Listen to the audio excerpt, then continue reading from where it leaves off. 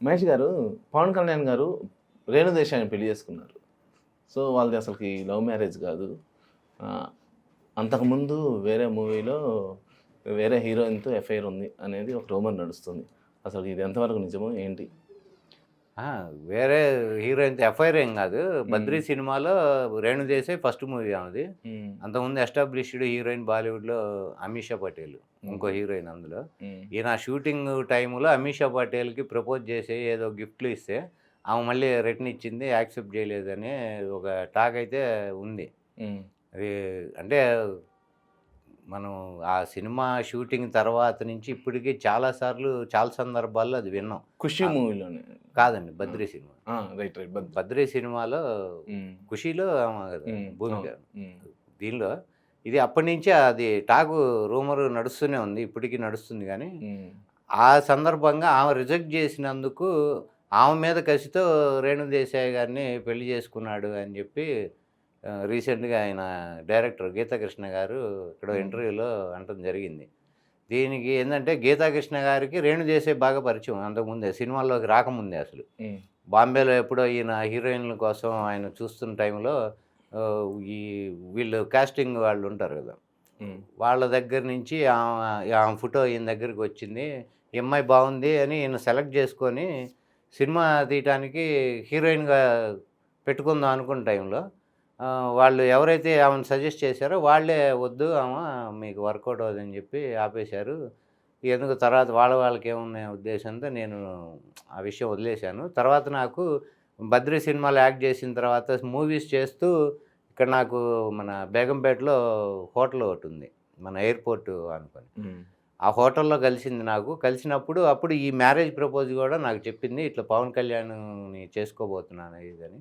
అంటే ఓకే, పెద్ద ఫ్యామిలీ కదా, బాగుంటుంది అది ఇదని కూడా చెప్పానని గతంలో కూడా ఆయన చెప్పాడు.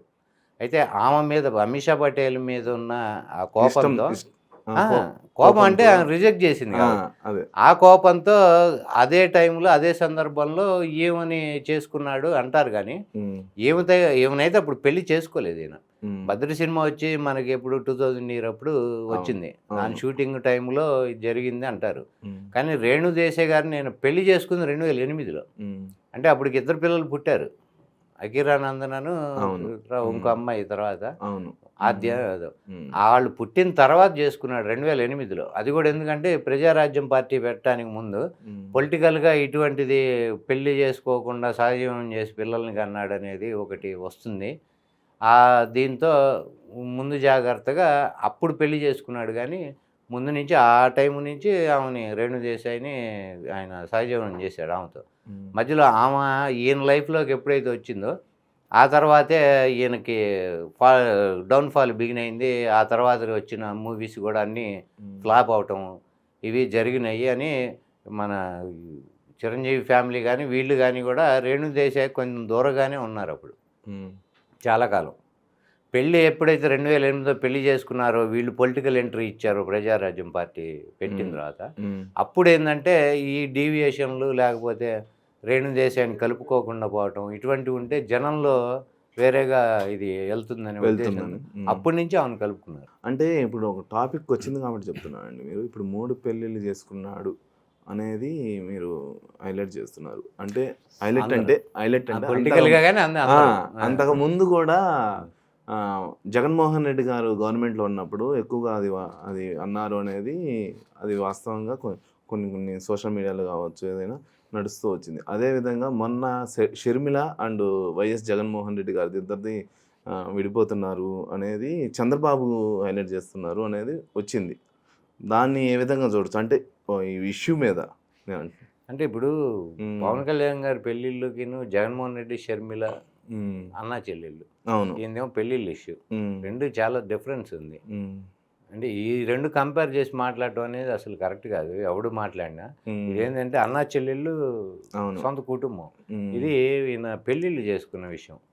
దీనికి దానికి అసలు పోలిక లేదు, అంతే కదా. ఇప్పుడు వాళ్ళిద్దరికి అనుకుంటే ప్రతి కుటుంబంలో ఇప్పుడు చంద్రబాబు నాయుడు గారు విమర్శించిన ప్రతి కుటుంబంలోనూ అట్లా డీవియేషన్స్ ఉన్నాయి.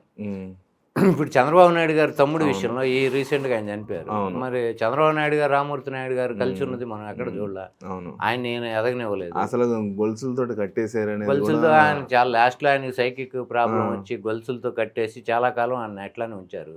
మరి ఈయన ఇంత డబ్బులు ఉన్నాయి, ఆయనే పబ్లిక్గా నా ఆస్తి 1,00,000 కోట్లు అని కూడా ఒకసారి చెప్పాడు పబ్లిక్గా చంద్రబాబు. మరి అన్ని డబ్బులు ఉంచుకొని సొంత తమ్ముడికి సైకిక్ ప్రాబ్లం ఉన్నప్పుడు ట్రీట్మెంట్ ఇప్పించాల్సిన ఇది కూడా ఆయన పట్టించుకోలేదంటే మరి ఈ భేదాలు ఉన్నట్టే కదా, వాళ్ళిద్దరి మధ్య గొడవలు ఉన్నట్టే, అంతే కదా. రెండోది ఆయన పొలిటికల్ కెరీర్ కూడా ఈయనే నాశనం చేశాడు, ఆయన ఎదగనీయకుండా అని కూడా అందరికీ తెలిసిన వాస్తవం అది.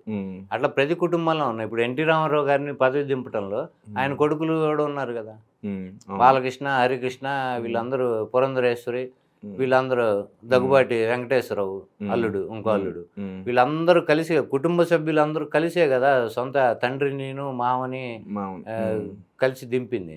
మరి అది కుటుంబ కలహాలే కదా.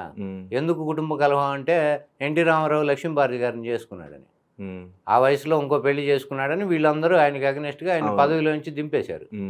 మరి అది కుటుంబ కలహమే. ప్రతి ఇంట్లో ఉంటాయి కుటుంబ కలహాలు. ఇప్పుడు జగన్ గారును షర్మిల విభేదాలే కుటుంబ కలహం అంటే మరి ఇవన్నీ ఏంటంటే ఇవి బయటికి రాకుండా వీళ్ళు సర్దుబాటు చేసుకొని ఏదో చేసుకున్నారు. వీళ్ళ విషయం ఏంటంటే ఏదో ఇప్పుడు మేమంతా శుద్ధపోసలం అన్నట్టు వీళ్ళ ఇళ్లలో ఏమీ జరగనట్టు జగన్ షర్మిల అంటే సొంత చెల్లిని పట్టించుకోవట్లేదంటే మరి నువ్వు సొంత తమ్ముడిని పట్టించుకోలేదు కదా.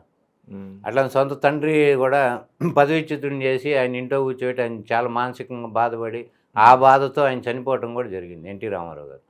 మరి అప్పుడు వీళ్ళు చేసింది అదే కదా.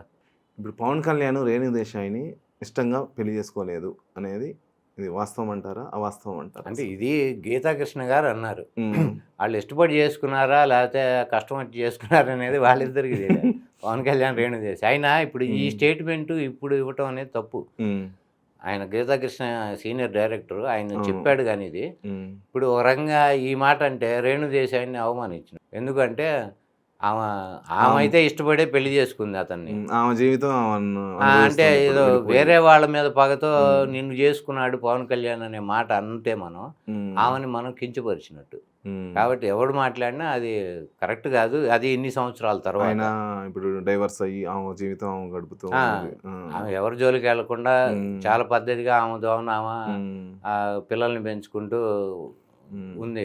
ఆమె ఎక్కడ రెండో పెళ్లి చేసుకోవటము అటువంటిది కూడా ఆమె చేయలేదు. ఒక సందర్భంలో రెండో పెళ్లికి ఆమె వెళ్ళిపోతుంది అన్నప్పుడు ఈ ఫ్యాన్స్ వాళ్ళు కూడా చాలా గొడవ చేసి ఆమెని తిట్టడం ఇవి చేశారు.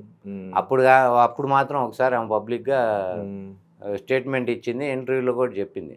ఇప్పుడు నా లైఫ్ నా ఇష్టము, మీ ఫ్యాన్స్ నుండి పిచ్చి పిచ్చి ఆశయాలు నా దగ్గర వేయద్దు, నేను అనవసరంగా నోరు తెరిస్తే మీ పరువు పోతాయి అని ఆమె గట్టిగా కూడా మాట్లాడటం జరిగింది. ఆమెని రోడ్డు మీదకి ఏడవటం అనేది ఇప్పుడు ఈ టైంలో కరెక్ట్ కాదు. ఆమెను ఒక రంగు కించపరిచినట్టే. Okay, thank you.